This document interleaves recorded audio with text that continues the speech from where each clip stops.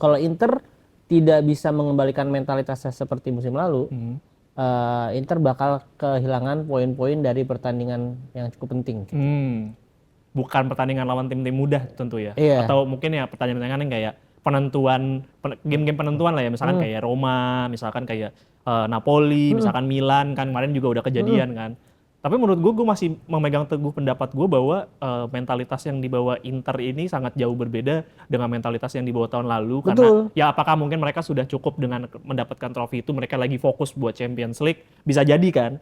Jadi menurut gue kalau misalkan di pertandingan ini juga Inter nggak bisa menang, menurut gue ya bukan hal yang mustahil bahwa Inter ini udah keluar dari persaingan Scudetto. Mungkin 4 besar pastilah masih ada.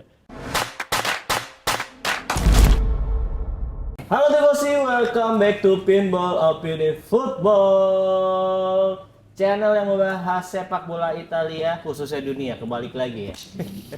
Seperti biasa, gue nggak sendiri tapi nggak rame-rame juga. Kali ini gue aja bersama Rangga. Halo teman-teman. Akhirnya kita kembali ke studio sebenarnya, cuman ini dengan setting layout yang baru aja. Karena di sana agak ribet, jadi kita sini aja yang lebih gampang.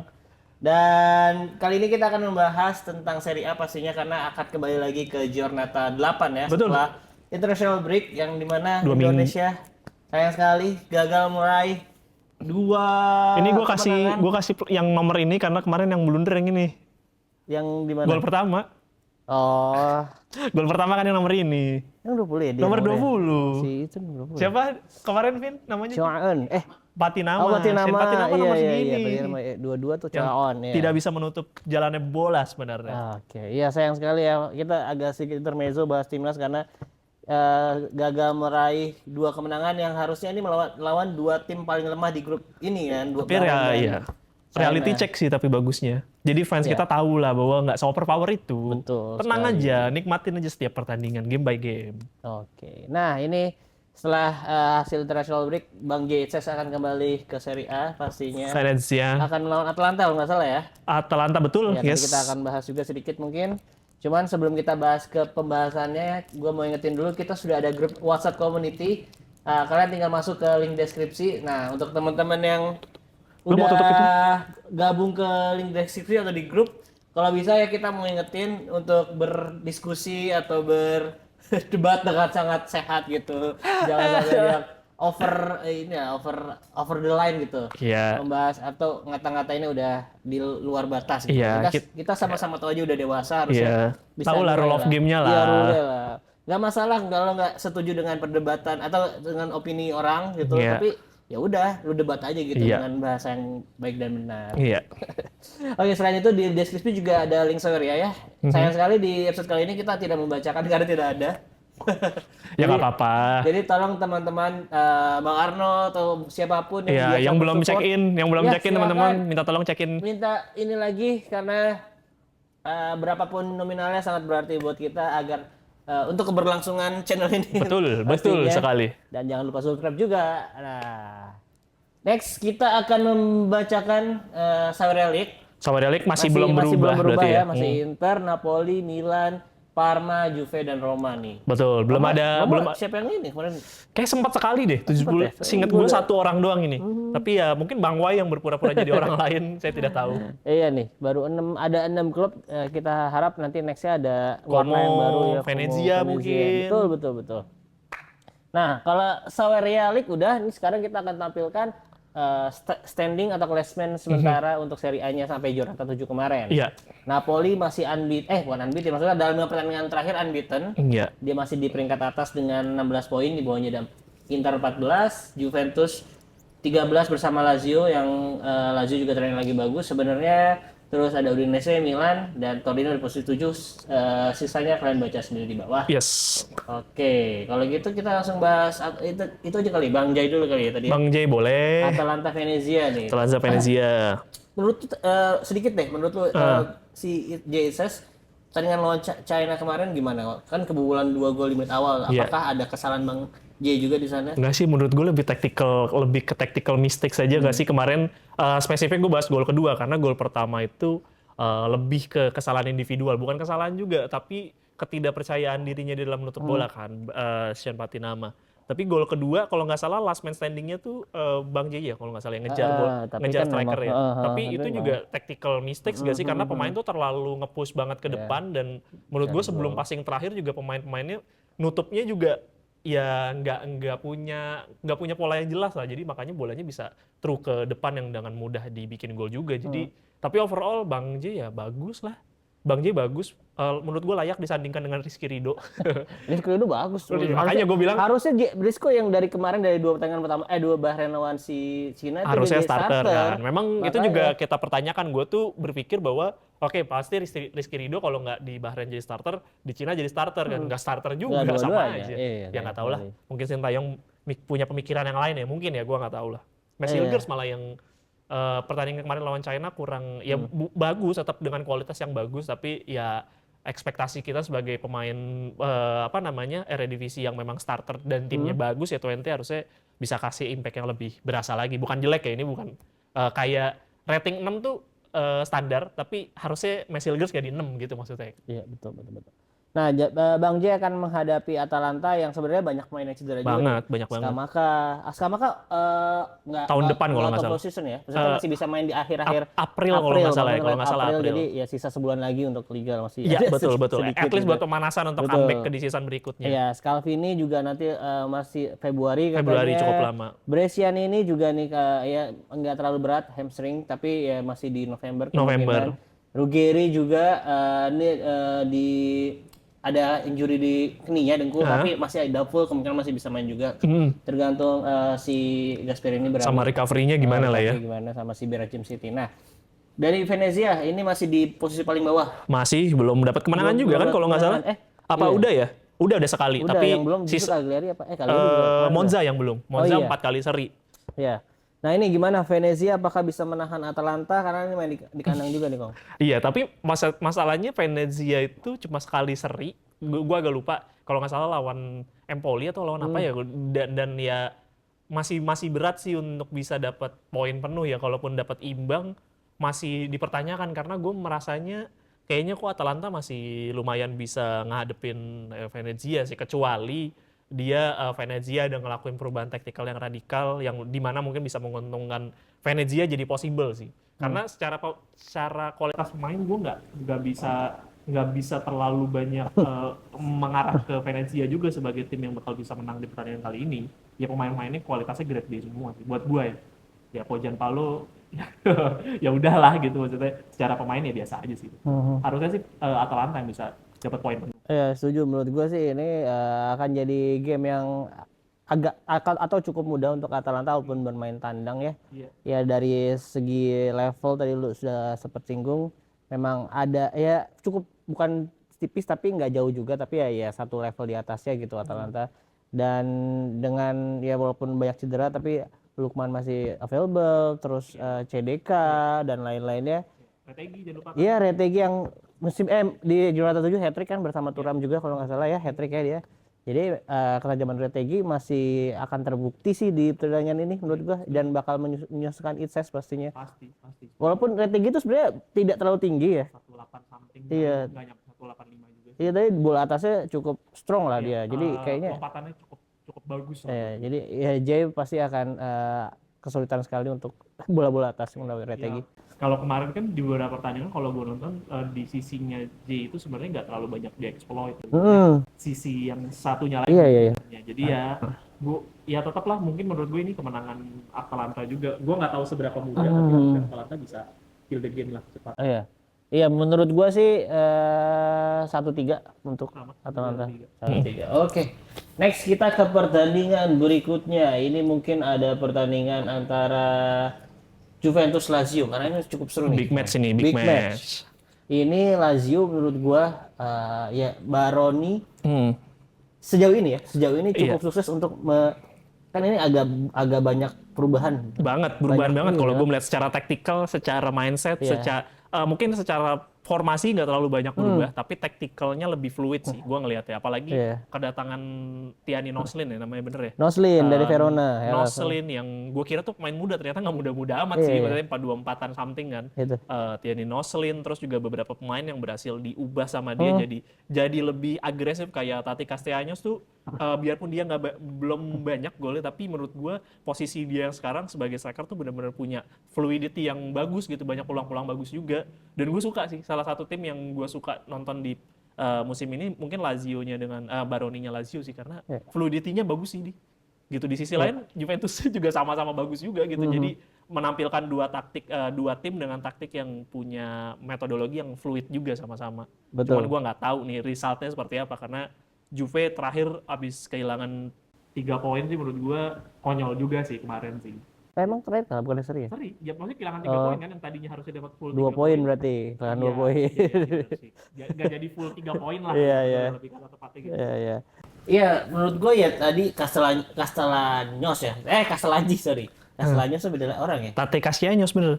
Castellanos betul. Itu membuat kita atau gue lah setidaknya melupakan ternyata Ciro Immobile udah nggak di sini lagi karena udah di Arab kan? Udah di Arab iya, gitu. dari akhir musim. Dan maksudnya nggak berasa gitu. Maksudnya ya emang udah Immobile juga di musim terakhir juga udah nggak terlalu impactful kan. Udah nggak terlalu impactful, dan menurut gua kecewaan gua dengan Maurizio Sarri adalah dia tetap tidak mau maksudnya pembelian Castellanos itu ternyata bukan langsung untuk menggantikan full Immobile, ternyata ya masih tetap Immobile terus gitu. Dan Tati Castellanos itu kalau nggak salah musim lalu lebih banyak jadi pemain pengganti dibandingkan starter. Karena satu striker doang kan. Satu striker doang, bener. Dan jangan lupakan juga sekarang Lazio juga udah mulai dia yang menurut gua salah satu pembelian terbaik Serie A musim ini. Iya. Sejauh ini ya. Sejauh ini betul, gue juga setuju. Iya, karena ya gue nggak tahu deh dari Salernitana udah dibeli apa masih pinjam. Nah, interesting, gue juga nggak tahu sih, gue nggak tahu. Ya sejauh ini juga bagus gitu di Lazio. Iya, betul. Ya walaupun saya Baroni itu tidak dua striker, tapi boleh dia ada di belakangnya. Iya, gitu, betul. Ya bisa mengancam space yang karena back-backnya si lawan fokus dengan Castellanos. Iya. Nah si Bulia jadi punya space untuk bermain gitu. Iya, dan di Salernitana kan dia bermain biasanya tuh lebih melebar ke kiri kan, lebih agak melebar kan, dan itu menurut gue sangat kepake banget di Lazio. Dan kita sama-sama tahu lah, maksudnya kan kita nonton Salernitana juga di dua musim sebelumnya, Bulia dia tuh punya impact yang sebegitu bagus, yang musim lalu lebih banyak dibekap cedera aja kan, dan ya nggak terlalu berhasil sebenarnya jadinya musim lalu gitu sih. Iya. Kalau dari sisi Juventus sendiri ini banyak yang absen. Karena Conceição itu karena divingnya kemarin dia suspended. Terus Milik juga kayaknya masih injury. Masih, betul. Ya Bremer sayangnya harus out of season ya. Terus Nico juga katanya Nico Gonzalez kayak injury. Betul. Cop juga sama McKennie juga. Cop juga ya? Ya, McKennie full. Oh. Cop sama McKennie kayak full deh pokoknya. Iya. Kemungkinan masih bisa tapi full. Berat sih kalau Cop Miners gak ada yang berat sih menurut gua. Ya, kalau di Lazio tadi cuma Lazzari sama Guendouzi yang udah full. Kalau Lazzari sih memang baru bisa akhir bulan ini katanya. Iya, dan Lazzari udah lama digantikan sama si Patrick kalau nggak salah kan. Patrick ya harusnya biasa di back tengah jadi digeser kan, ya. Jadi kalau menurut gua untuk skor ya. Kalau menurut dengkul gua nih untuk skor Juventus lawan Lazio, menurut gua Lazio akan bisa menang kok. 1-2. Kok gua setuju ya, tapi gua nggak tahu skor aslinya ya. Bisa jadi 0-1, bisa jadi 1-2. Tapi ya gue mungkin akan kali ini gue lebih setuju ke 1-2. Banyak sih penjelasan yang bisa gue bawa. Pertama, di Gregorio harusnya udah bisa comeback juga kan. Kemarin kartu merah itu yang kartu merah kapan ya? Udah lewat bukan itu di Champions League. Sorry, salah gue. Itu di Champions League, jadi harusnya dia tetap masih bisa starter. Cuman problemnya bukan di situ. Tadi gue pikir di Gregorio bakal nggak main kan, tapi masalah fundamentalnya kayaknya bisa jadi di area dari gelandang ke depan. Feeling gue bisa ada problematika baru, apalagi pemain sayap-sayap yang diandelin ya kayak Bintang ngomongin Nico Gonzalez jadinya nggak available setelah Conceição nggak available karena Nico Gonzalez, dia kan nggak suka Nico Gonzalez kan kalau kemarin cerita kan. Tapi kayak udah bisa balik ya kayaknya. Iya, tapi apakah dia tipikal pemain sayap yang bisa cutting inside kah, atau tipikal pemain sayap? Kan dia lebih sebenarnya nature positionnya yang gua tahu ya kan striker ya. Yang gua tahu biarpun dia banyak bermain di area lebih keluar ya, kadang sampai Allegri bikin jadi right midfielder, tapi menurut gua nggak ada pemain yang bisa ngebuat. Nah, gua yang jadi pertanyaan adalah apakah Douglas Luiz bisa menggantikan perannya Cop Miners nih? Itu kan yang jadi pertanyaan utama kita semua kan. Kalau dia bisa menggantikan, mungkin bisa apa yang kita omongin sekarang bisa jadi salah. Tapi di sisi lain, Lazio kemarin habis ngalahin satu tim yang belum terkalahkan loh, yaitu Empoli. Di mana golnya juga di menit-menit akhir, Pedro sebagai pemain uzur juga akhirnya bisa membuktikan diri juga. ya menurut gua jadi possible, analisa dengkul lu jadi masuk akal menurut gua. Dan Iya. gua nggak tahu nih bintang kalau dari hawa-hawanya sih dia masih pede sih Juve Iya. bisa bisa menang, tapi ya ngelihat dari beberapa list cederanya gue agak ragu sih. Iya. Kalau kok Miners masih ada aja gue masih pede sih. Ya gue melihat sebenarnya dari sisi tengah mungkin bisa digantikan oleh tadi Kepren Thuram atau Iya, Douglas Luiz, terus Fagioli juga. masih banyak lah. Ya cuman ya gue ngelihat sisi Lazio juga nih. Lazio nya lagi on form, Iya. menurut gue lagi bagus. Hmm. Tapi menurut gue juga Lazio belum terbukti ketika melawan tim besar nih. Baru nih sejauh ini kayaknya Iya. Eh, baru ketemu siapa tim besar ya? Milan seri 2-2, Iya. terus Fiorentina seri apa kalah kalau nggak salah.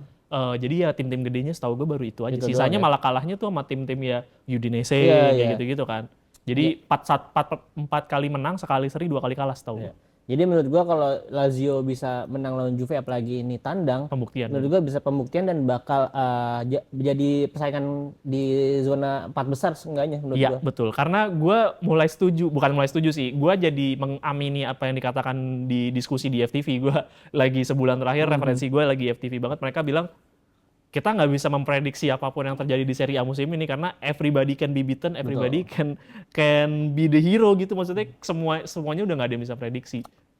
Dan apalagi jadi liga terbaik nomor 2 sekarang menurut Opta ya, menurut Opta Turun dong berarti. turun jadi yang pertama Premier League. Ini kayaknya Opta nggak nonton lebih banyak analisis doang. Oke, nah sekarang kita ke tetangganya nih. Dan ini seru juga nih. Iya, Roma akan menghadapi Inter di mana di Olimpico ya, karena kan Di Olimpico, betul. ya kandangnya nggak dipakai sama Lazio, jadi mainnya di Olimpico. Di sini Roma agak sedikit banyak yang cedera ya. Iya. Karena terakhir Dovbyk ya yang kemarin harus dari Iya betul timnas di ya. timnas, tapi nggak tahu berapa tahu ya. lama ya, berapa lamanya masih belum ketahuan. Tapi ada beberapa lagi kan. Ya mungkin Solemakers udah lama, El Shaarawy juga Iya. cukup lama sampai akhir Oktober. Jadi kemungkinan nggak bakal main di lawan Inter. Ya, terus kalau di Internya sendiri sebenarnya Zielinski juga kemungkinan nggak terlalu parah, jadi kayaknya dia masih mengusahakan untuk bisa main lawan Roma. Barella sama kabar baiknya Barella sama Udah Buchanan di-cover. kemungkinan bisa main nih. Kalau Ah, Buchanan untuk pertama kalinya musim ini available statusnya. setelah cedera berapa bulan deh? Dari 4-5 bulan ya? dari Copa ya, itu Copa America 4-5 ya. bulan lah ya. Iya, Copa America. Atau 3-4 bulan ya? Cukup ya, makanya ya 5 nih, 5 4 5 bulan. 4-5 ya. bulan lah ya, lumayan lama ya. Jadi ya gua nggak langsung kasih ekspektasi gede sih, karena ya dari permainan maksudnya dari yang lama gitu nggak main bola, terus ya dengan Inzaghi musim ini maksudnya skemanya gua nggak tahu nih apakah ya berbeda dengan role-nya beda dari yang musim lalu atau tidak. Terus ya gua harap sih yang intinya gua harap dia dapat menit bermain. Cuman sayangnya juga selain ada si Zielinski yang diragukan, ada Fratesi tadi gue lupa. Oh iya, Fratesi kemarin di timnas ya. Mm-mm. Kalau nggak salah, tapi masih belum ketahuan juga Belum nggak berapa ketahuan lamanya. berapa lama dan atau separa apa, tapi sayang juga karena Fratesi ya walaupun di timnas sih, Fratesi di timnas ngegolin mulu soalnya. Iya, top scorer kan barengan sama Ronaldo, Iya. 3-3 gol. Pokoknya musim ini sejauh ini Nation League ya, Nation League, correct. ya udah jadi top skor dan sejauh ini di tahun 2024 tuh paling banyak cetak lo dengan 7 gol gitu. 7 gol. 7 gol bersama Itu Fratesi. yang bisa ngalahin siapa aja tuh? Cuma siapa? Lautaro lah. Lautaro ya 2004 kayak ya Lautaro. Iya, dan posisi gelandang lagi. Posisi gelandang. Sebelum lebih dalam tentang Internya, mungkin kita kasih Reza dulu untuk Untuk bahas Roma. berpendapat tentang Roma. Silahkan Reza. Halo kawan-kawan Tifosi. Sorry kalau misalnya kamera gue nggak sebagus teman-teman yang lain ya, karena ini gue cuma pakai webcam. Mungkin gue langsung aja dari gue untuk pertandingan Roma lawan Inter. Pastinya gue pengen ngasih sudut pandangnya ini yang non-taktikal nih, gitu ya. Karena kalau misalnya dari sudut pandang taktikal, formasi atau apa segala macam, itu gue rasa pasti akan ada adjustment dari Ivan Juric. Karena nggak bijak rasanya kalau misalnya menghadapi Inter sebagai tim yang paling matang di Serie A musim ini, itu dengan taktik yang biasa Roma mainkan, gitu. Nah, mungkin pertama gue akan ngebahas dulu mengenai Dovbyk nih. Dovbyk adalah salah satu pemain yang menjadi kunci ya. Dia adalah pemain yang bisa membuka ruang. Dia pemain yang udah bisa nyetak gol juga, dan rasa-rasanya akan cukup signifikan kalau misalnya Dovbyk nggak bisa main. Memang kalau gue lihat dari berita-berita, Dovbyk ini udah mulai berlatih lagi sama AS Roma. Tapi memang masih diragukan nih. Nah ini memang harap-harap cemas juga gitu kalau dari si Ivan Juric sendiri, gue rasa ya, dan dari tim Romanya sendiri. Cadangannya juga si Shomurodov itu gue rasa masih belum ada di level yang sama kayak Dovbyk karena gue nggak ngelihat menurut opini gue ya Shomurodov tuh bukan tipikal yang eksplosif ketika dia itu ada di posisi ngebangun serangan dan di transisi. Jadi itu yang gue lihat ya Dovbyk itu punya kekuatan itu gitu. Nah terus eh Dybala di pertandingan kali ini itu juga mungkin akan bermain tapi dari bangku cadangan karena kalau dari yang gue baca-baca itu Dybala udah mulai recover tapi masih ya Dybala just being Dybala lah ya mungkin nggak bisa bermain 90 menit dan gua rasa di pertandingan kali ini dia mungkin akan turun dari bangku cadangan. Nah, ini semoga aja belum terlambat ya pertandingannya ketika dia turun dari bangku cadangan gitu. Gue mikirnya kalau udah menit 70 ketinggalannya 2-0, nah itu kan agak agak berat ya gitu. Kalau terus mungkin sedikit Yurik itu kalau dari statement yang gue baca di romapress.net, dia itu cukup percaya diri dengan lini tengahnya. Dia masih memberikan kepercayaan kepada Lorenzo Pellegrini sebagai pemain kunci di lini tengah untuk bisa karena Pellegrini itu punya determinasi. Jadi itu yang menurut Yurik tuh dia masih cocok nih sama taktikalnya yang dia pengen gitu. Gua ngerasa emang Pellegrini ini punya determinasi dan attitude yang dibutuhkan, tapi memang bukan tipikal pemain yang bisa ngeflow gitu di lini tengah untuk bisa jadi pemantul, jadi pengatur. Nah, Pellegrini tuh nggak kayak gitu. Dia emang punya positioning yang bagus, tapi dia bukan tipikal gelandang tradisional yang emang bisa ngedistribusin bola. Nah, itu bukan role-nya juga lah ya, gitu. Nah, gue nggak berani bilang juga formasinya akan seperti apa, karena situasi juga eh, bisa banget berubah dalam satu hari gitu kan. Ini karena gue ngelihatnya Roma nih masih bener-bener ngelihat kesiapan dari pemain-pemainnya sendiri.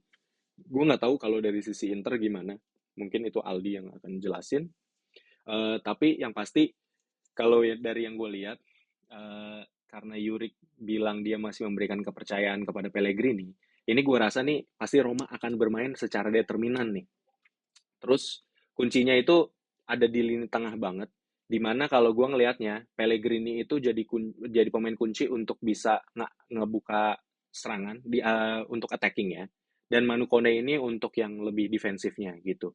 Nah ini kenapa Yurik juga lebih milih Pellegrini, gue rasa karena dia pengen ngerusak momentum Inter di lini tengah ketika ngebangun serangan, karena Pellegrini yang bisa lebih kuat untuk lari-lari ngejar-ngejar sih. Jadi gue rasa Calhanoglu, Mkhitaryan atau siapapun yang bermain di lini tengahnya Inter itu pasti akan dibuat nggak nyaman dengan adanya Pellegrini. Dan gue ngelihatnya Yurik juga pasti akan mencoba untuk bermain dari transisi, bukan dari dia ngebangun serangan gitu. Jadi mungkin Roma akan lebih banyak berlari di pertandingan kali ini, tapi gua rasa itu oke karena bermain di kandang ya lu punya moral boost dari supporter, yaitu approach yang paling bijak sih menurut gua dibanding lu harus megang bola dan harus menghadapi Inter yang sangat bagus banget ketika melakukan counter attack gitu sih. Terus untuk hasil ya kalau gua ngelihatnya seri adalah hasil yang realistis. Sukses enggaknya match ini tadi yang gue bilang tergantung dari Pellegrini-nya ya kalau gue ngelihatnya, karena karena kalau misalnya Pellegrini-nya oke, ya gue rasa ini pasti Roma juga akan lebih mulus gitu di menjalani match ini ya, belum tentu menang juga. Tapi kalau Pellegrini-nya bapuk, ya gue rasa dia juga yang bisa jadi kunci untuk jadi lubang gitu di lini tengah yang ditinggalkan sama Roma, karena mungkin dia juga kan akan lebih banyak berlari ke depan gitu. Gue sih ngelihatnya kayak gitu ya. eh gue pribadi sih berharap Baldanzi masih bisa dimainkan gitu ya.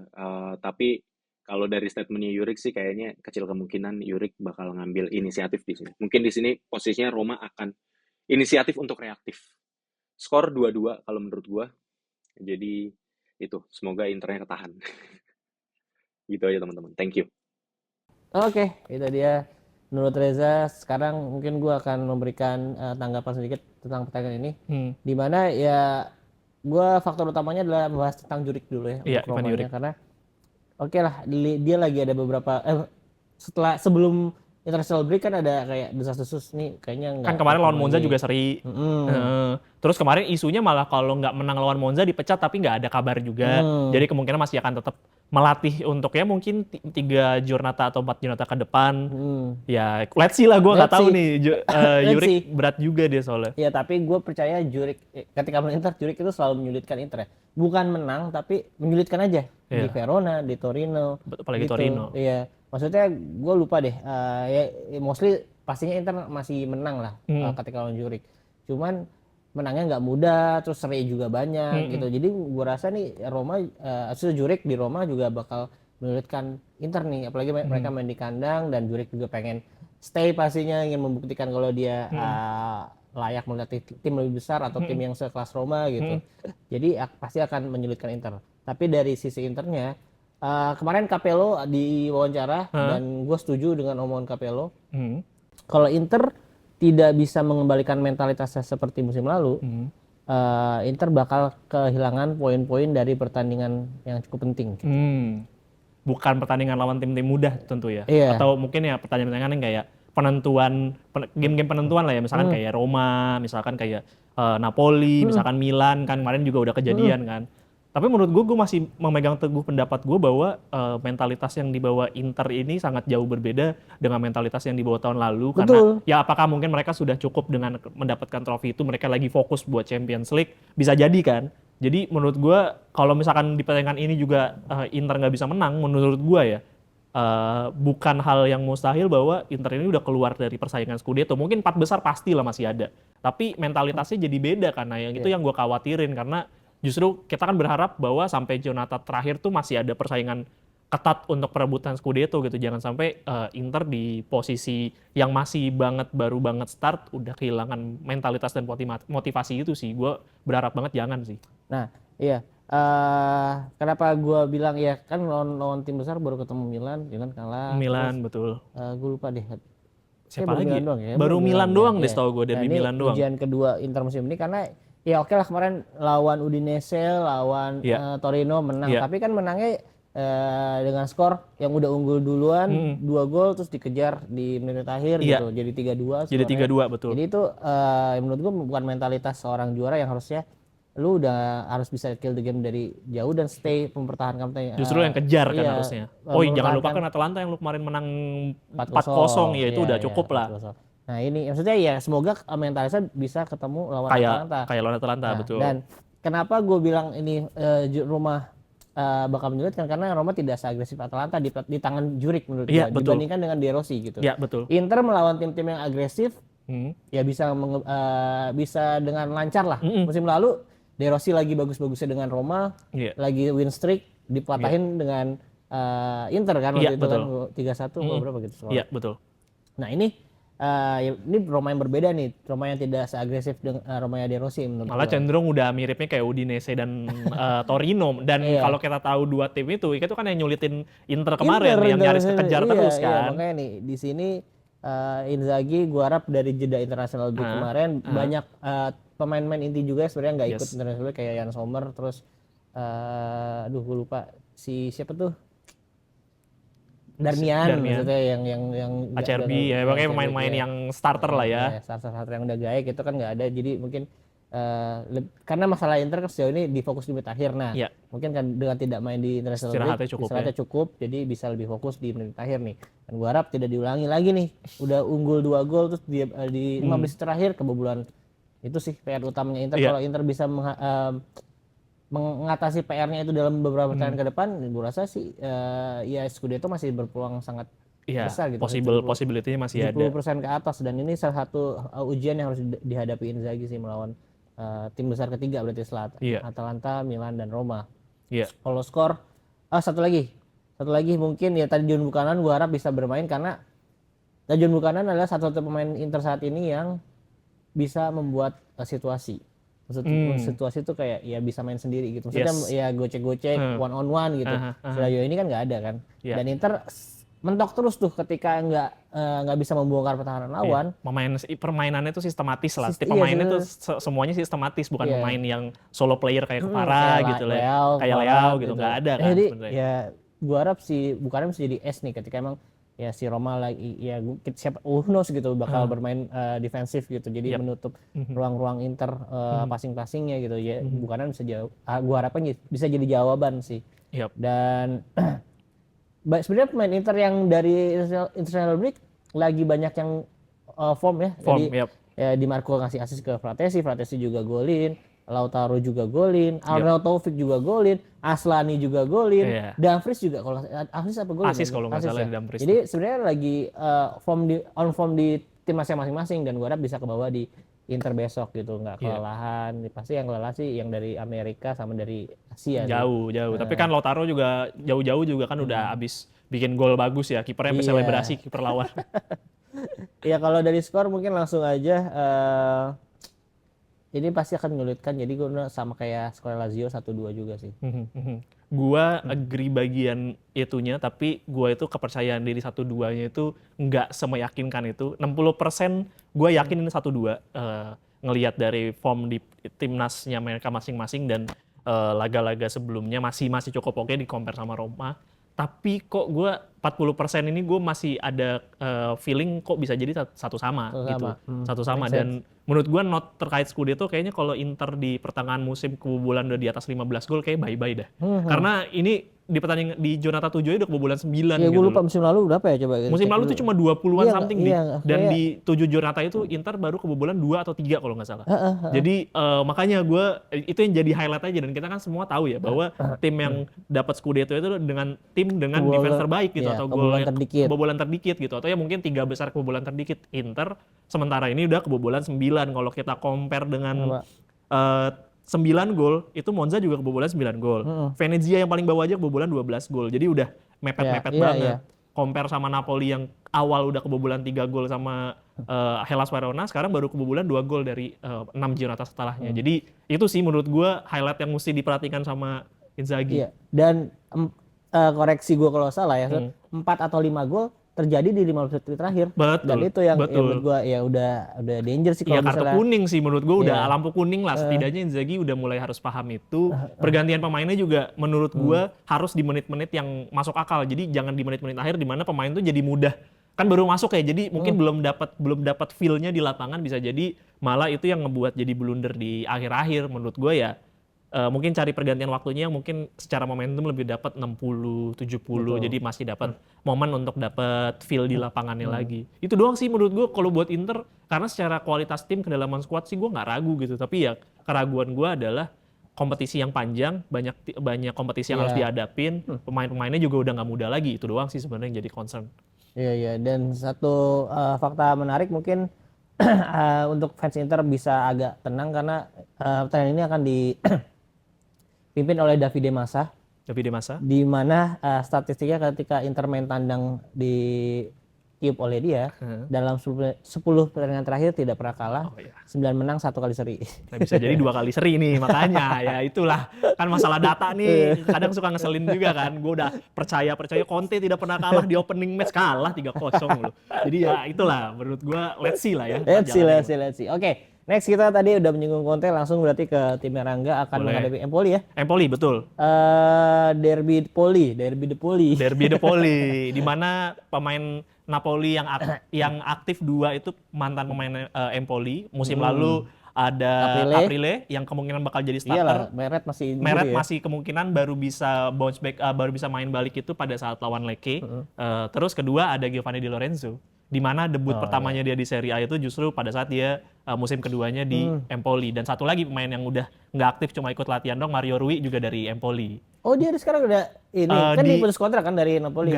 Jadi dia tuh sempat terakhir tuh mau ke Sao Paulo, udah agennya Giorgio Verdi sama agennya Politano juga dan Folorenzo itu udah di agree. Padahal dia Giorgio Verdi sebenarnya nggak terlalu agree bahwa dia ke Sao Paulo. Mario Rui-nya minta, terus di akhir-akhir dia nolak. Jadi makanya agennya kesel, timnya juga kesel, akhirnya dibekuin, even nggak diregistrasi di tim juga, cuma boleh ikut latihan. Itu juga baru boleh ikut latihan setelah kemarin lawan, lupa gue, pertandingan Giornata terakhir setahu gue. Como ya kalau nggak salah, habis terakhir lawan Como baru boleh ikut latihan bareng. Jadi ya gitulah kondisinya. Masih bisa diregis Harus gitu. Jadi kalau di Serie A itu ada rule boleh masih ngelakuin registrasi 2 pemain di luar jendela transfer. itu masih boleh sebenarnya. Jadi kalau possible masih possible sebenarnya. Tapi apakah Napolinya mau, itu yang jadi pertanyaan. Kayaknya sih enggak. Ya balik lagi pertandingan Empoli-Napoli ya. Menurut gue orang bakal bilang mudah, menurut gue enggak sih. Karena Empoli ini orang bilang bahwa Empoli bermain Grendel ya. Di bawah apa namanya, Nicola ya?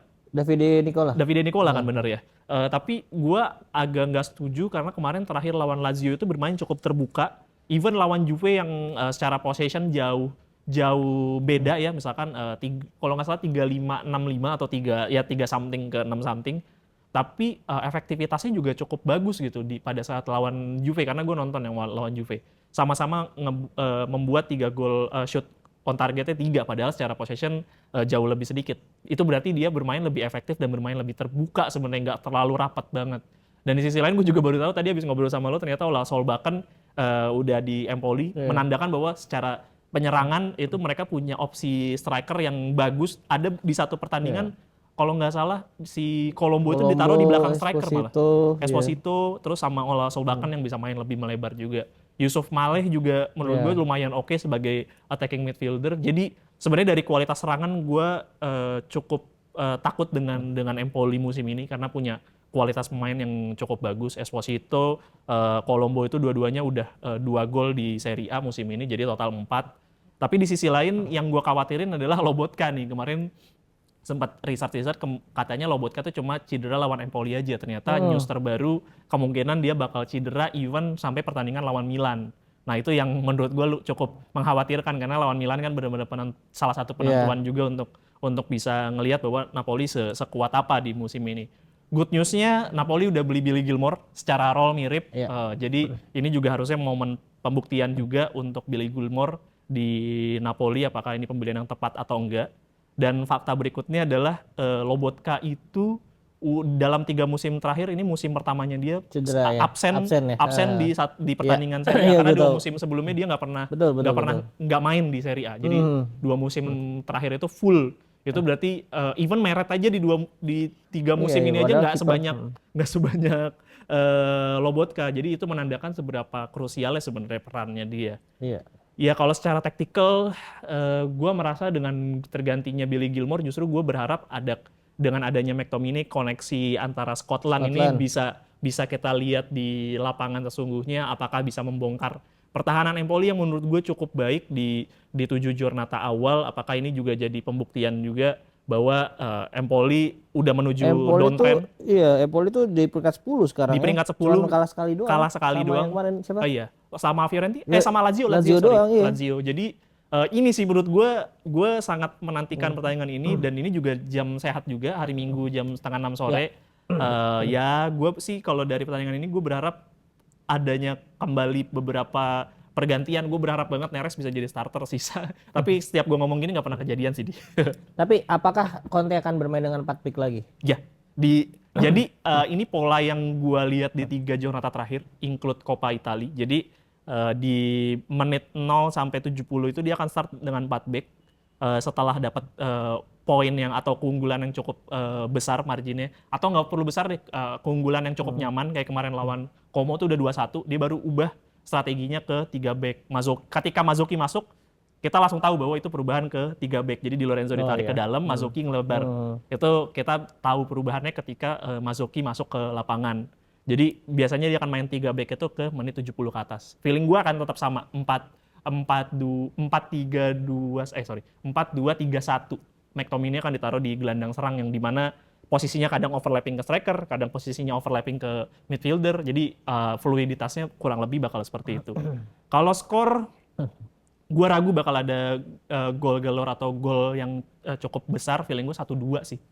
Berat sih ini lawan Empoli, jujur bisa jadi gol-gol Napoli itu baru kejadian di menit 70 ke atas, gol kedua. Ya menurut gue sih Empoli memang dalam Serie A musim ini maksudnya bagus, baru kalah sekali doang. Cuman lini serang Napoli masih salah satu yang terbaik, dan setuju. Gue sedikit di atas, belum mungkin 1-3. 3 ya? Iya. Gue soalnya khawatirnya Empolinya sih yang bakal bermain menyulitkan, itu yang jadi ribet. Kayak kemarin lawan Cagliari lah, itu kan Napoli baru bisa fokus golin gede kan ketika udah 70 menit ke atas, di mana tim lawan itu staminanya dihabisin di 70 menit awal, pergerakannya dibikin fluid banget, pemain harus ngejar sana sini. Even yang lawan Como aja right back-nya dia itu sampai cedera. Jadi 5 menit setelah Kvarat diganti, kakinya ketarik. Karena saking kecapeannya ngejagain Kvarat sepanjang pertandingan. Ya itu mungkin akan jadi gol 1-3 atau 1-4 ketika itu kejadian. Tapi kalau enggak dia main compact ya mungkin 1-2 sih. Itu feeling gue. Oke, mungkin next kita agak sedikit cooldown dulu. Ya. Tim-tim non unggulan, Non-unggulan, ya. yes. Akan kita bahas Como melawan Parma. Dimana Interesting. Como juga sebenarnya udah sempat menang 2 kali ya, Yes. dibandingkan Venezia lebih baik daripada Ya, back to back menang tuh. Iya, back to back menang ya. Back to back menang Iya, sebelum terus, lawan Napoli akhirnya. nah, di sini sedangkan di sisi sebelahnya Parma kita unggulan di awal-awal bermain bagus, tapi beberapa pertandingan tren lagi menurun nih, dan ini juga banyak lagi yang absen. Kartu Ya. merah mulu tuh ya pertandingan. Sebenarnya ada Gimana? satu. Kacau banget Satu terakhir. ada kartu merah ya. Terakhir nih kesayangannya Bang Bara nih si Woyo kan akhirnya kartu merah juga. Betul, Woyo Kolibali yang back sayap kiri atau kanan, gue lupa deh. Kanan, setahu gue. Kanan ya, iya. Sebenarnya bagus dan Kan dia bilang gantiin Calabria. Calabria karena dia mau track back ke belakang dan punya Iya, speed, lari punya, terus ke depan. punya fisikal yang oke. Yes. Dan satu yang baru gue tahu juga ternyata Alessandro Cirsati out of season nih. Out of season. ACL berarti. Iya, nggak tahu Krusamen Liga. Iya, Ligamen, bener. LCL apa ACL tuh? LCL, ya kemungkinan LCL atau ACL sih. Dan itu yang Australia kemarin kan, yang lawan Indonesia ada kan?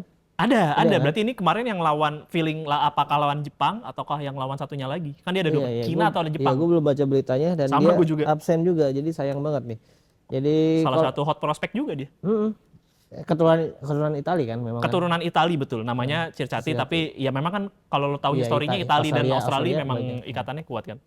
Kalau menurut lu gimana Kong? Apakah Como bisa meraih kemenangan nih? Como menang. Entah setelah lawan Napoli gue tahu bahwa Como itu semenakutkan itu. Apalagi dengan Nikopas dan kalau ngelihat dari injurinya kan juga Como lebih lengkap kan, tidak ada pemain yang dapat cedera. Mulyadi, Kang Emil Aduero itu juga bagus. Gue udah bilang bahwa ini posisi kiper utama udah bukan Pepe Reina, pasti harusnya Emil Aduero dan bener kan.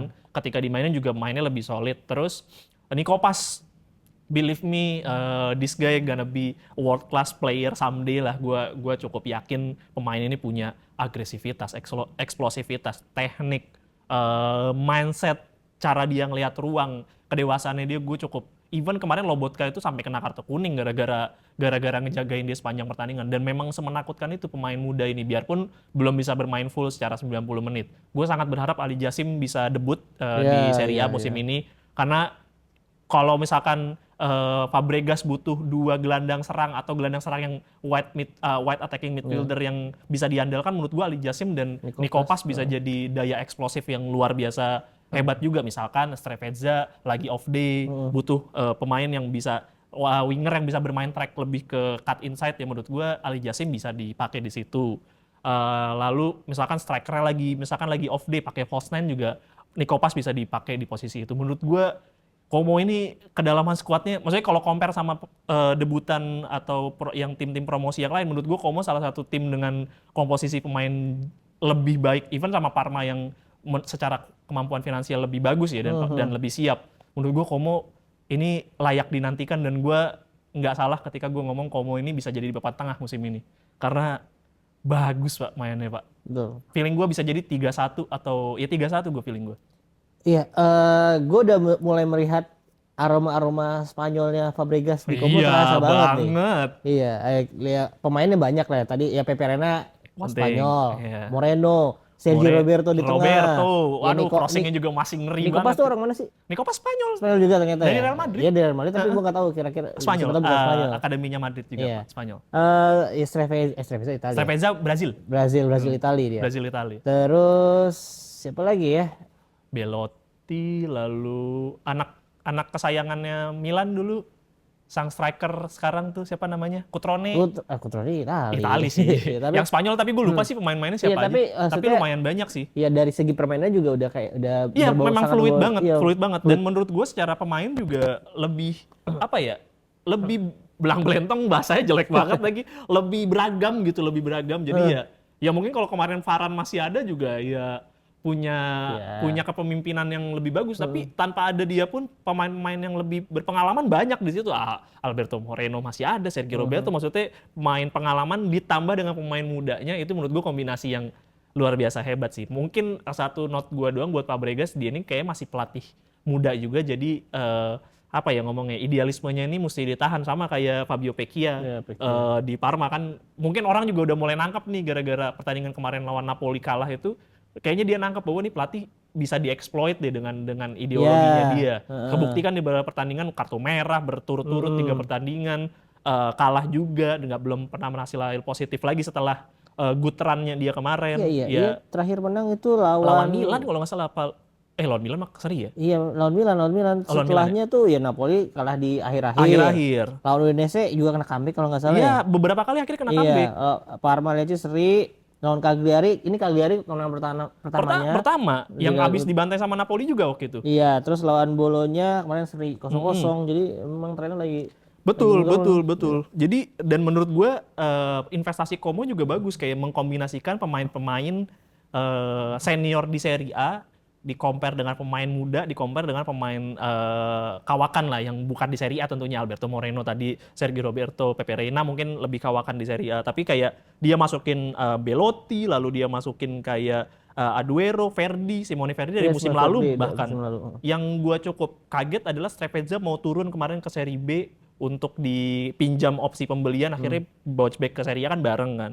Alberto Dosena yang kemarin main di Cagliari cukup bagus juga di posisi Emang pertahanan. ini Alberto Dosena yang sama ya? Dosena Cagliari back tengah. Ke dia bukan Andrea ya? Bukan, Andrea Dosena itu Napoli. Oh, Ini soalnya Alberto, Alberto masih 25 tahun. Iya. Yang Cagliari kan yang udah tua gitu. Cagliari bukan, ini Oh, sama ya? sama Alberto. Jadi banyaknya kombinasi pemain muda, pemain senior, dan menurut gue kalau ini bisa berhasil, menurut gue nggak heran kalau kita ngelihat Como masuk Conference League atau Europa League di 2-3 musim ke depan. Iya. Nggak heran gue, karena ini secara manajemennya bagus banget. Ini yang mesti dicontoh sama tim-tim Serie A lain. Secara marketing itu bagus. Secara pemilihan pemain ini bagus. Dan dia fokus sekarang udah lagi bikin pembinaan pemain mudanya juga, sekarang lagi bikin pusat pelatihannya juga kalau nggak salah kelar di 2-3 musim ke depan. Jadi tim ini bukan pengen bikin tim sepak bola doang, tapi dia pengen ngebangun ekosistem secara culture dan secara olahraga itu sendiri.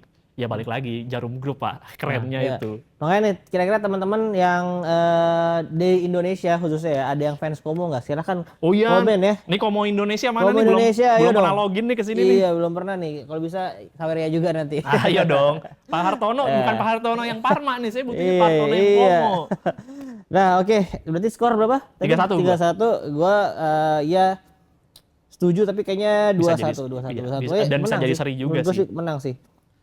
Ya pasti ada kartu merah juga. Iya. Parmanya nanti. Let's see aja nih Fabio Vecchia mau berubah atau enggak di pertandingan ini. Gue sih kalau dia nggak berubah sih kalah lagi sih. Berat ini Parma kalau Fabio Vecchia nggak mau cepat-cepat adaptasi dengan tactical Serie A ya. Karena dia tuh masih terlalu naif banget sih buat gue. Mainnya terlalu agresif banget.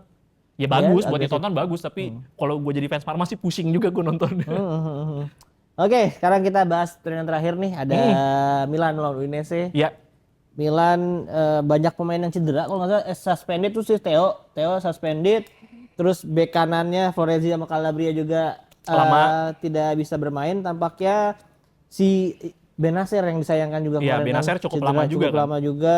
Sisanya Chukwueze sama Sportiello lah ya. Nah ini melawan Udinese yang sebenarnya sebelum kalau Inter tuh dia punya ini juga ada yang lagi bagus juga sebenarnya Iya. kemarin. Sempat menang lawan. jangan lupakan Lorenzo Luca debut di timnas. Oh Selamat. iya, sama Yes. Daniel Maldini ya, Maldini. Iya, ada Mama Daniel Maldini, sama jangan lupakan Pisili juga debut. Oh, Pisili juga Pisili kemarin ya? debut, Gua nggak malah nonton Caleb yang kemarin. Okoli yang nggak debut akhirnya kemarin. Nggak sempat dimainin, malah Bonjorno yang dimainin. Nah ini Milan mungkin kita akan serahkan banyak kepada Bang Bara ya, Yes. karena ada sama ini juga MI ya. Sama MI Semarang, MI karena Semarang lagi ya? ada bukan Gatnas, Gatdar. Gatdar, daerah. Gathering daerah gitu. Daerah. Jadi Silakan Bang Bara. Silakan Bang Bara, berikan komentarnya. Halo Tifosi, senang lagi akhirnya gue bisa tampil di depan YouTube kalian. Sorry banget kemarinan gue banyak absen karena ya namanya juga mau pelantikan ya. Kita kan sibuk sebagai warga negara. Nah, kali ini gue akan membahas pertandingan Milan yang akan menjamu Udinese di Giornata weekend besok. Giornata keberapa ya? Gue kelamaan absen kayaknya. Kalau lawan Udinese besok, itu pastinya partai yang berat untuk Milan ya, karena Udinese juga pernah di puncak klasemen dan sekarang pun posisinya masih ada di satu posisi di atas Milan. Dan partai ini merupakan partai wajib menang untuk Milan karena ya pastinya kalau menang harus bisa menyalip Udinese untuk perbaikan posisi di klasemen sementara. Untuk jalannya pertandingan, Milan main di kandang dengan ini harus main mental ya, udah nggak bisa mikirin terlalu taktikal dan teknikal karena bener-bener semua mata sudah menuju ke Fonseca untuk membuktikan diri. Walaupun secara pribadi gue bilang Fonseca harus dipertahankan sampai dengan akhir musim ini. Walaupun Milan posisi 5, bahkan posisi 6 ya kalau bisa tetap lolos ke UCL ya. Tapi nggak bisa lah tim dibangun dengan hanya dalam satu musim. Tapi untungnya Udinese juga bukan tim yang sulit untuk dibobol. Karena kita tahu juga selisih golnya dia juga tidak terlalu bagus ya. Hanya sedikit di atas impas. Jadi dan Pulisic, Musa, pemain-pemain Milan yang di persahabatan atau di match day FIFA kemarin juga banyak yang lumayan perform. Jadi Fonseca harus bisa melihat per individu pemain ini yang diramu sedemikian rupa untuk mengembalikan kepercayaan diri. Dan pastinya Milan juga tahun ini berusia 125 tahun ya, nggak mungkin semangatnya tidak ada. Jadi benar-benar masih bersemangat untuk memberikan sesuatu di ulang tahunnya ke 125 tahun. Kalau dari prediksi skor, AC Milan akan menang dengan skor 2-0. Demikian dari saya. Wassalamualaikum bro. Oke. Kalau dari gua sih mungkin tambahan dikit aja karena udah banyak pasti dari Bang Bara ya. Iya. Milan harus, maksudnya gua harus sih karena gua nggak ingin sebenarnya, nggak ingin. Maksudnya bisa meredam ini aja sih agresivitas serangan balik ke Udinese tentunya pastinya. Iya. Karena ya Inter kena 2 kali kalau nggak salah, dua-duanya serangan balik. Satu karena kelengahan. Kelengahan itu yang gol kedua tentu itu kelengahan banget sih. Ya, jadi ya Milan kalau misalnya lagi buntu atau gimana jangan terlalu Jangan kayak timnas kemarin lah, jangan terlalu komit banget ke depan. Karena gua kasih tahu beberapa pertandingan Udinese di mana dia menang melawan tim-tim bermain ultra attacking. Lawan Lecce menang. Lecce itu lagi mainnya ultra attacking banget, menang 1-0. Lawan Roma mainnya kan defensif ya. Lawan Parma dia berhasil comeback 2-3. Lalu lawan Como dia menang 1-0. Lawan Lazio dia berhasil menang 2-1, bahkan baru kebobolan itu di menit 90+5. Jadi ya waspada aja lah. Fonseca kalau dia masih bermain fully attack, masih bermain jauh nge-push ke depan dengan formasi 4-4-2-nya itu, ya hati-hati aja mau Udinese kata gue mah. Karena tactical Udinese ini tactical haram ini bener-bener haram. Dia bisa mengeksploit kelengahan pemain-pemain ketika dia terlalu nge-push ke depan. Dia karena kan dia biasanya punya 2 pemain ngegantung di depan kan. Jadi satu mungkin lebih main di area tengah, jadi dia bisa jadi layering untuk masuk ke depan. Tovang biasanya kalau di posisi 2 striker itu Tovang yang bermain lebih ke tengah. Dan ada satu striker gantung di ujung lapangan, biasanya dekat sama last line-nya defender. Nah itu yang menurut gua harus hati-hati banget karena saya jujur aja Udinese Indonesia tuh sekarang nambah 1 jadi saya juga Udinese Indonesia. Jadi waspada aja mau Udinese. Gue berharap ya, tapi kalau skor gue cukup yakin harusnya kalau Milan nggak ngelakuin kesalahan berarti harusnya 2-1 pasti bisa. Tapi kalau aja nih Milan kemakan sama Udinese bisa jadi 2-3 sih. Cukup. Kalau 2-3 menang Udinese. Udinese gue. Kalau misalkan kemakan ya. Jadi gue kayaknya lebih condong ke yang 2-3 aja. Ya, kalau gue mungkin nggak terlalu ekstrim karena dengan tidak ada Theo pasti tidak ya bermain lebih slow lah ya, slow pace. Tidak slow juga, lebih slow, tapi ya sisi penyerangan juga pasti tidak terlalu tajam karena kan biasanya Theo Leo kan. Kalau nggak ada Theo berarti yang akan dimasukin siapa kira-kira? Terracciano ya. Kemungkinan Filippo Terracciano sih. Si Fonseca mau nggak main muda kemarin itu? Dia sempat mainin soalnya Terracciano tuh Karpas yang kemarin Leo sama Theo ribut. Itu sempat gak dimainin 2 pemain itu. Ingat gak lo sempat 2 pemain itu gak dimainin, itu dimainin Terracciano, seinget gue. Nah iya ini makanya ya menurut gue sih satu sisi baiknya ya Theo tidak, maksudnya sisi kiri tidak terlalu agresif jadinya. Jadi tapi sisi buruknya ya jadi tidak terlalu menyerang juga, maksudnya tidak terlalu mengancam juga Iya, jadinya. jadi lebih balance, Balance, tapi jadi lebih balance. tidak jadi lebih bahaya sebenarnya. Heeh. Secara tim lebih balance karena ada gap yang hilang gitu, ada konektivitas yang hilang ketika nggak ada Theo, bola dari area kiri itu nggak bisa sampai ke Leo dengan sempurna. Itu aja kan sebenarnya yang jadi concern kan sebenarnya itu. Iya, jadi menurut gue satu sama sih kayaknya. Satu sama ya. Iya. Lalu bisa menang Udinese kalau itu dia. Gue lebih entah kenapa kalau misalkan ini berjalan sesuai dengan apa yang di kepala gue bisa jadi Udinese yang menang. iya. Apakah seagresif itu skornya belum tahu. Tapi ya, Karena Udinese kayaknya lagi jadi spesialis tim-tim golin menit akhir. ya betul. Maksudnya 80-an lah, Ya 80 betul atas betul. gitu. Dan secara tim memang ngeselin juga sih, Iya, lagi jujur. ngeselin ya, Bang. Oke, kalau gitu itu aja pembahasan berurutan kalau nggak salah 6 pertandingan kita di episode kali ini ya. Episode kali ini betul. Jadi cukup banyak karena cuma berdua jadi bisa lebih banyak. Tektokannya bisa lebih bahasnya. banyak. Biasanya ada Bang Bara terlalu ngedragging ya biasanya dia. Jadi Bang Bara katanya nggak mau datang sebelum ada yang ngasih Saweria lagi. Jadi teman-teman tolong Sawerianya ya. Ini udah juara ter-8. 8 korek. Iya berarti hampir setengahnya ya. Hampir seperempatnya lah Hampir ya. seperempat betul. Ya jadi kita harap teman-teman masih support kita. Yang penting nonton dulu sih, Nonton kita sih review, harapannya ya share juga feedback pastinya. juga kita Feedback, butuh iya, betul. butuh masukan teman-teman. Di komen karena di 2 episode terakhir kita sayang sekali tidak saat ini belum sampai 1000 kalau nggak salah ya. Iya, betul. Jadi kita harap teman-teman nonton semua episode kita, mau yang nggak ada, mau yang Inter lagi menang, mau Inter lagi kalah. Jadi teman-teman Interisi tolong disupport dan di-share ke teman-temannya, dan kita harap juga bakal banyak penonton baru dari klub-klub yang lain, jadi tidak hanya Interisi yang Dan gak harus Serie A juga, Iya. teman-teman misalkan dari Premier League yang mau tahu Serie A tuh sebenarnya kayak gimana, lagi pengen nonton tim yang lain deh. Mungkin di sini jadi dapat insight, oh Como ternyata lagi menarik, oh ternyata Venezia seperti ini, oh ternyata misalkan Fiorentina lagi seperti ini ya. Jadi teman-teman juga bisa dapat insight baru gitu. Dan jangan lupa Saweria teman-teman, kita butuh uang untuk menghadirkan bintang tamu dan membeli gorengan lagi karena kosong gorengan kali ini. Oh iya, ya udah. Itu aja, kalian buka aja link deskripsi, pokoknya ada link Saweria, ada WhatsApp grup dan Jadi- jangan ada membership juga. Oh iya, membership satu lagi kan, lupa. Jadi gitu aja. Yap. Jangan lupa follow sosmed kita, ada di apa sekarang SSC. SSC Pinball, ada di TikTok sama di Instagram, YouTube-nya tetap di pinsport.com ya. Kalau itu masih Tapi SSC Pinball kalau di search juga pasti bisa keluar sih. ya. Oke, silahkan di subscribe. Itu aja dari kita. Terima kasih untuk teman-teman yang sudah menonton. Terima kasih Rangga. Grazie. Grazie. Ciao tifosi. Grazie ragazzi. Grazie.